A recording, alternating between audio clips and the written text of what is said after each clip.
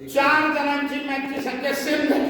Same आलं लक्षात? तू 2 जिंकला, जितूने 2 जिंकला, आप्पाने 2 जिंकल्या, मी 2 जिंकल्या. पहिला कोण? कारण पहिला क्रायटेरिया फिनिश. 2 2 2 2 विजय सगळे समान आले. मग वर्गीकरण कोणाकडे जायचं की चौघामध्ये वर्गीकरण गुण कोणाचे जास्त तो अपेल. त्यातनं समजा जितू वर्गीकरण गुणात जास्त होता, जितू पहिला आला. आता आपण तिघं राहिलो. आपल्या तिघांमध्ये ज्या वेळेला दोघांचे गुण समान येतात 2% यस, त्याच वेळेला आपसातला रिझल्ट बघायचा. परत तिघांचे सेम असतील तर आपले जितू पहिला आला तरी पण आपल्या तिघांचे समान दिसत आहेत, बरोबर. मग जायचं परत पुढच्या कायद्याकडे की तिघामध्ये चितपटीने कोण जिंकला होता. हा टेक्निकल सुबेने जिंकला होता, हा पॉइंटवर जिंकला होता, पण मी चितपट कुस्ती जिंकली होती. मी वर सपोज तिघांनी चितपटीने जिंकलेली आहे, तिघांचेही वर्गीकरण गुण सारखे. आता काय करायचं? ह्या कुस्त्या खेळताना कोणाचे तांत्रिक गुण जास्त होते? Yes, total number of technical points. समजा त्यांनी 3 कुस्त्या खेळताना 25 मिळवले, त्यांनी 2 कुस्त्या खेळताना 21 मिळवले आणि मी तेवढ्याच कुस्त्या खेळताना 17 मिळवले. हा पहिला आहे. फर्स्ट टेक्निकल पॉइंट कोणाचे जास्त आहे तेही समान आलं. क्लास विजेचे समान, जिंकलेल्या मॅचची संख्या समान, वर्गीकरण गुणांतर टेक्निकल पॉइंटही समान. आता काय करायचं? चिरफाड तर झालीच पाहिजे, तिघात कोणीतरी श्रेष्ठ झालाच पाहिजे. अशा वेळेला प्रश्न येतो, आम्ही तिघं कुस्ती खेळत असताना प्रतिस्पर्धेला गुण कोणी कमी दिले? समजा जितूची माझी कुस्ती होती, जितूने माझ्यावर 10 पॉईंट घेतले, पण जितूची तात्याची कुस्ती असताना जितूने तात्यावर फक्त 5 पॉईंट घेतले. आमच्या दोघांमधला श्रेष्ठ कोण होणार? लिस्ट ऑफ पॉइंट्स, मिनिमम कमीत कमी पॉइंट कोणाला दिले होते, बरोबर, तो विनर. तेही समान आलो. समजा सगळ्या कुस्त्या खेळलो होतं का? म्हणून तर अख्ख्या हिंदुस्थानात ब्रॅड, कारण शेवटापर्यंत जायचं. हेही समान आलं, विजयांची संख्या समान आली, वर्गीकरण गुण समान आले, तिच्या माने टेक्निकल पॉइंटही समान आले, 13 13 13. दुसऱ्या बरोबर ठरताना तेही समान आलं. ह्याने 8 दिले, त्याने 8 दिले, मी 8 दिले. आता काय करायचं?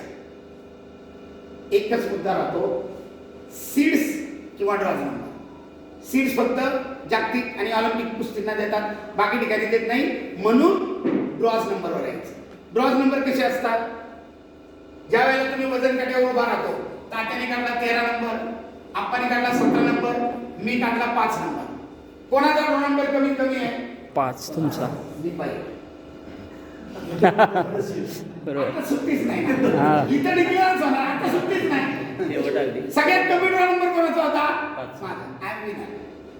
त्याच्यानंतर 13 नंबर होता, 13 नंबर सेकंड, आणि मग 17 होता, 17 थर्ड. आता काही शंका? फक्त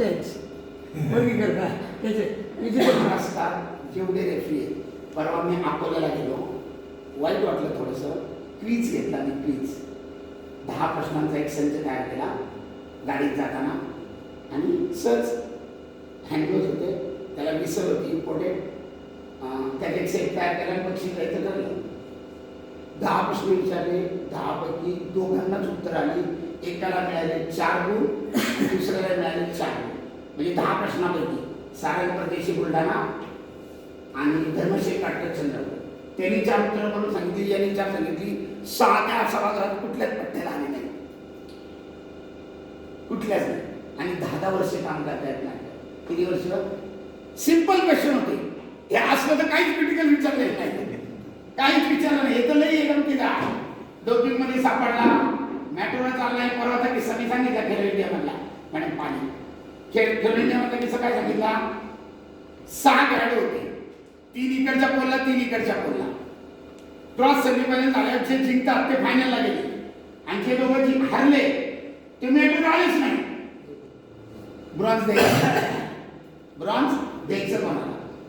मी ते बघितलं, लगेच आपल्या महाराष्ट्राला फोन केला, स्वागत केला, पट्ट्याकडे सोनवणे नाव त्याचं, सोनवणे किलोमीटर आले कमबॅक, त्याला थर्ड मिळाले म्हणलं. खेलो इंडियाचं थर्ड म्हणजे 3 लाख रुपये, माहिती ना तुम्हाला, त्याला कॅश प्राइज आहे. परत कुठे गेला याला महत्व नाही, मेडल सेरेमनीला आला पाहिजे. योगा तो मेडल सेरेमनीला आलाच नाही, कारण त्याला साधनच मिळालं नाही. मी ते होल्ड केलं आणि दुसऱ्या दिवशी आला त्याचं मेडल. पण तो हकदार आहे, त्याचा हक्क त्याला मिळालाच पाहिजे ना. त्याचं असं झालं होतं, हे दोघं फायनली झाले. किस्सा कसा काढला बघा गोष्टीला. हे दोघं फायनलला गेले, यांची संध्याकाळी कुस्ती होणार आहे. सकाळच्या सत्रात 3ऱ्या-4थ्याची कुस्ती होती. हे दोघं 3ऱ्या-4थ्याला घेणार होते. हे दोघंही पट्टे आलेच नाही. मी आणि सर आम्ही दोघंही 2-2 कुस्त्या हरलो होतो. आम्हाला स्पर्धेतलं काही घेणं देणं नव्हतं. आम्ही बॅगा उचलल्या आणि घरी निघालो होतो. आणि मध्येच वाटत माझा त्याला फोन केला, तो परत आला. त्याचं कारण असं घडलं होतं, सोनवणेने ज्या 2 कुस्त्या केल्या ना, त्या कुस्त्या खेळताना त्याचं जे क्लास